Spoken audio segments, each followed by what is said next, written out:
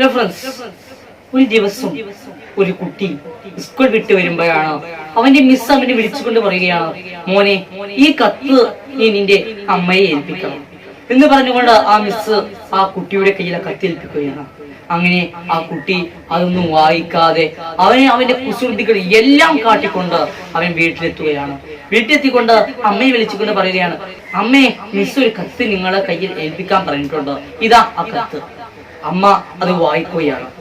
വായിച്ചപ്പോൾ അമ്മ നെട്ടലോടെയാണ് അത് പൂർത്തിയാക്കിയത്. കണ്ട കുട്ടി അമ്മയോട് ചോദിക്കുകയാണ്, അമ്മേ എന്താണ് കത്തിലുള്ളത്, മിസ് എന്താണ് എഴുതിയത് അമ്മ? അപ്പോൾ ആ ഉമ്മ പറയുകയാണ്, മോനെ ഒന്നുമല്ല, അതിലുള്ളത് നിന്റെ ബുദ്ധി കൊണ്ട് അവിടെയുള്ള അധ്യാപകന്മാർക്ക് നിന്നെ പഠിപ്പിക്കാൻ കഴിയുന്നില്ല, അതുകൊണ്ട് ഇനി ഒന്ന് സ്കൂളിൽ നിന്ന് മാറി നിൽക്കണം എന്നാണ് ആ കത്തിലുള്ളത്. കുട്ടി അത്ഭുതപ്പെട്ടു പോയി. ഇത്രമാത്രം ബുദ്ധിമാനാണോ ഞാൻ എന്ന് കുട്ടി തന്നെ മനസ്സിൽ ചിന്തിക്കുകയുണ്ടായി. അങ്ങനെ ഇരിക്കെ കുട്ടി വലുതായി കാലങ്ങൾക്ക് ശേഷം വീടെല്ലാം ശുചീകരിക്കുകയാണ്. ശുചീകരിക്കുന്നിടയിൽ ഒരു കത്ത് കിട്ടാനിടയിൽ. ഏതാണ് ആ കത്ത്?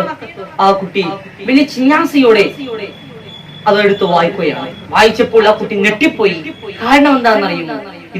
ഈ കത്ത് എനിക്ക് ഞാൻ ചെറുപ്പത്തിൽ സ്കൂളിൽ പഠിക്കുന്ന കാലത്ത് എനിക്ക് അയച്ചിരുന്ന കത്താണ്. അതിലുണ്ടായിരുന്നത് എന്താണ്? അതിലുണ്ടായിരുന്നത് ഇവന് അത്ര ബുദ്ധിമാന്ദ്യമുള്ള ബുദ്ധിയില്ലാത്ത ഒരു കുട്ടിയും ഞങ്ങളുടെ സ്കൂളിലില്ല. ഈ കുട്ടി ഞങ്ങളുടെ സ്കൂളിൽ മാനക്കേടാണ്, അതുകൊണ്ട് ഇവനെ നാളെ മുതൽ സ്കൂളിലേക്ക് പറഞ്ഞയക്കണ്ട എന്നായിരുന്നു കത്തിലുണ്ടായിരുന്നത്. ഇപ്പോ കുട്ടി ആരാണെന്നറിയുമോ? നമ്മുടെ ഈ ലോകത്തിലെ ഏറ്റവും കണ്ടുപിടുത്തമായ ബൾബ് കണ്ടുപിടിച്ച തോമസ് ആൽവ എഡിസൺ ആയിരുന്നു ആ കുട്ടി. ആ കുട്ടിക്ക് ആ കത്ത് കിട്ടിയുന്ന ഉടനെ തന്നെ അവന്റെ അമ്മ ആ കത്തിലുള്ളത് അതേപോലെ പറഞ്ഞു കൊടുത്തിരുന്നെങ്കിൽ അവന്റെ ബുദ്ധിക്ക് എന്തുണ്ടായിരുന്നില്ല, വാഴച്ചുണ്ടാവുമായിരുന്നില്ല. നിങ്ങൾക്ക് കേൾക്കണോ? തോമസ് ആൽവ എഡിസന് കണ്ടുപിടിച്ച ബൾബുകള് എത്രാമത്തെ പരീക്ഷണത്തിലാണ് വിജയിച്ചെന്നറിയുമോ? 100ാമത്തെ പരീക്ഷണത്തിലാണ്. 1ാമത്തെ പരീക്ഷണം ചെയ്തു, അത് പായായിപ്പോയി എന്ന് മാത്രമല്ല അത് പൊട്ടിത്തെറിക്കുകയാണ് ചെയ്തത്. അങ്ങനെ വീണ്ടും ഒരു പരീക്ഷണം ചെയ്തു, അതും പൊട്ടിത്തെറിച്ചു. 1 2 3 99 പ്രാവശ്യം ആ കുട്ടി, ഏതാണ് ആ കുട്ടി? തോമസ് ആൽവ എഡിസൺ എന്ന ആ കുട്ടി എന്ത് ചെയ്തു? അവൻ ചെയ്ത് അവൻ ഒന്ന് തോറ്റാൻ അത് പിന്മാറുകയല്ല ചെയ്തത്. ആ തോറ്റത് എന്താണ് കാരണം എന്ന് മനസ്സിലാക്കിക്കൊണ്ട് അടുത്ത പരീക്ഷണത്തിലേക്ക് മുന്നേറുകയാണ് തോമസ് ആൽവ എഡിസൺ ചെയ്തത്. അതേപോലെ തന്നെയാണ് നമ്മൾ മുന്നേറേണ്ടത്.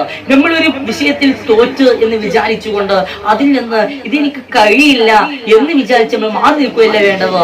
ഇത് എവിടെയാണ് എനിക്ക് തെറ്റിയത്, ഈ തെറ്റുപറ്റാൻ കാരണം എന്താണ് എന്ന് ആലോചിച്ചുകൊണ്ട് ആ തെറ്റ് തിരുത്തിക്കൊണ്ട് മുന്നേറുകയാണ് വേണ്ടത്. ചിലപ്പോൾ ആ മുന്നേറിയാൽ ചിലപ്പോൾ വേറെ തെറ്റുകൾ സംഭവിക്കാം. അപ്പോൾ ആ തെറ്റുകളും തിരുത്തി വീണ്ടും മുന്നേറുക, വീണ്ടും തോൽക്കാം, വീണ്ടും പരീക്ഷണം എന്നാണ് നമ്മുടെ ഇതിൽ വേണ്ടത്.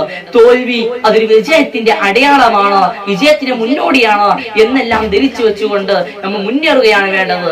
അല്ലാതെ തോറ്റ് എന്ന് കരുതി അവിടെ ചടഞ്ഞിരിക്കുകയല്ല വേണ്ടത്. നമ്മൾ അതിലേക്ക് കാലെടുത്ത് വെക്കുകയാണ് വേണ്ടത്.